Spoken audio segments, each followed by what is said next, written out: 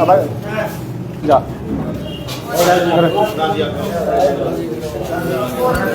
आ जाना।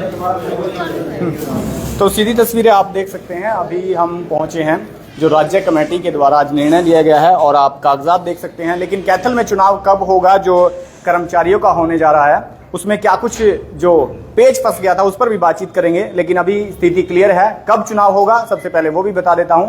लेकिन हमारे साथ जो चुनाव अधिकारी है वो मौजूद है, उनसे बातचीत कर लेते हैं। शिवचरण जी, क्या कुछ निर्णय लिया गया है और अभी की स्थिति क्या है और कब चुनाव होने जा रहा है? मेरा नाम शिवचरण, नगर पालिका कर्मचारी संघ हरियाणा राज्य मुख्य संगठनकर्ता जी। नगर पालिका कर्मचारी संघ हरियाणा की रोहतक में राज्य कार्यकारिणी मीटिंग हुई थी, उसमें शेड्यूल जारी किए गए थे जी। उस शेड्यूल में बेकायदा 93 इकाइयाँ हैं, 93 इकाइयों का शेड्यूल जारी किया गया और उसमें राज्य कमेटी के साथियों की ड्यूटी लगाई गई जी। और कैथल के अंदर जो राज्य कमेटी ने ड्यूटी लगाई, मेरा नाम है राज्य मुख्य संगठनकर्ता शिवचरण, उसका कन्वीनर राज्य उप प्रधान राजेंद्र सिणद उसमें शामिल, जयप्रकाश उसमें शामिल। लेकिन हमारा कुछ यहाँ विवाद था, जो ब्लॉक कमेटी है, नए उम्मीदवारों का भी और जो ब्लॉक कमेटी का भी। उसके लिए हमने राज्य कमेटी के 2-3 साथियों की राज्य कमेटी से फोन करके उनको बुलाया और उस विवाद का जो बात थी इनकी, एक तो ये पक्ष कह रहा था कि फायर ब्रिगेड की वोट डल लेनी चाहिए, एक पक्ष ये कह रहा था कि फायर ब्रिगेड की वोट डलेगी। राज्य कमेटी के संविधान अनुसार फैसला लेकर राज्य कमेटी ने भी फायर ब्रिगेड की वोट नहीं डलनी, आगे मेंबर नहीं बनाना। लेकिन पानीपत के अंदर, रोहतक के अंदर वोट डाली गई है, ये भी एक पक्ष है। तो उसमें हमने ये लिया, वरिष्ठ उप प्रधान रमेश दोसांबड़ को बुलाया, राज्य ऑडिटर सुखदेव सिंह को बुलाया, राज्य महासचिव मांगेराम तिंगरा जी, उनको जरूरी काम था वो चले गए, राज्य कमेटी सदस्य बिशन सिंह, राज्य कमेटी सदस्य जयप्रकाश, राज्य उप प्रधान राजेंद्र सिंह। तो जो विवाद था वो ये था भाई, जो मौके का प्रधान है उसका जो पैनल है वो ये कह रहा था कि फायर ब्रिगेड की वोट नहीं डलनी चाहिए, जबकि 3 तारीख को जो मीटिंग हुई थी उसमें शेड्यूल जारी किया गया था, 12 तारीख को वोट डलनी थी। उसमें उन्होंने माना था कि फायर ब्रिगेड की वोट डल सकती है, लेकिन उसके बाद वो मना कर गए। तो उनका जो ऐतराज था, राज्य कमेटी के साथियों ने फायर ब्रिगेड के अंदर बैठ करके उस पर चर्चा की और राज्य प्रधान से फोन से उस पे बारे में चर्चा की। राज्य कमेटी प्रधान ने इस पैनल को जो कन्वीनर है, जिनकी ड्यूटी है और जो आज आए हुए हैं, उनके ऊपर फैसला दे छोड़ दिया, भाई आप जो भी फैसला करोगे राज्य कमेटी को, राज्य प्रधान को मंजूर होगा। तो उसमें हमने सबने फैसला लिया कि फायर ब्रिगेड की वोट जब ऐतराज हम नहीं डालेंगे, लेकिन जो चुनाव शेड्यूल है वो जारी करेंगे। उसमें 19 तारीख को अगले बुधवार को नगर परिषद कैथल में सुबह 8 से लेकर 3 बजे तक वोटिंग होगी। 3 बजे के बाद वोटों की गिनती करके जो उम्मीदवार होगा राज्य कमेटी उसकी घोषणा करेगी।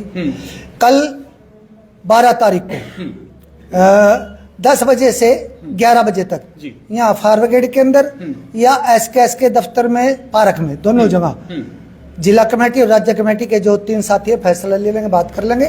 नॉमिनेशन होगा, जो भी मेंबर है हमारा यूनियन का वो नॉमिनेशन करता है। एक सामान्य मेंबर भी नॉमिनेशन फाइल कर सकता है, पैनल में शामिल हो सकता है। बिल्कुल, जो संगठन का संविधान है, कार्यक्रम है, जो भी यूनियन का मेंबर होता है वो पदाधिकारी बन सकता है।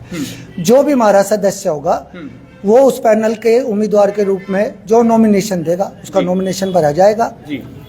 13 तारीख को 10 बजे से 11 बजे तक नॉमिनेशन वापस लेने की तिथि होगी और 13 तारीख को ही हम जो भी बचेगा कैंडिडेट उसको चुनाव चिन्ह देंगे और 14 तारीख को 13 तारीख को ही 12 बजे से लेकर 4 बजे तक जो वोटरों की लिस्ट है, मेंबरशिप की लिस्ट है, जिला कमेटी उसको फाइनल करेगी।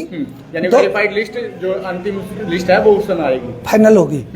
और फिर दोनों कैंडिडेटों को उससे सहमति लेकर के, कोई विवाद है, कोई पदाधिकारी सदस्य छूट रहा है या कोई डबल हो रहा है, दोनों कैंडिडेटों, जो भी कैंडिडेट होंगे 2, 3, 4, उनसे सहमति लेकर उस वोटर लिस्ट को फाइनल करेगी। अगर कोई त्रुटि होगी तो दूर करेगा। 19 तारीख को वोटिंग हो। इसके लिए हम एसपी को भी, डीसी से भी और नगर परिषद से अनुमति लेंगे 13 तारीख को। प्रशासनिक व्यवस्थाओं को लेकर और किसी गलत तरीके की घटना न हो जाए उसको लेकर के सुरक्षा सुरक्षा के लिहाज से। पुख्ता इंतजाम होंगे।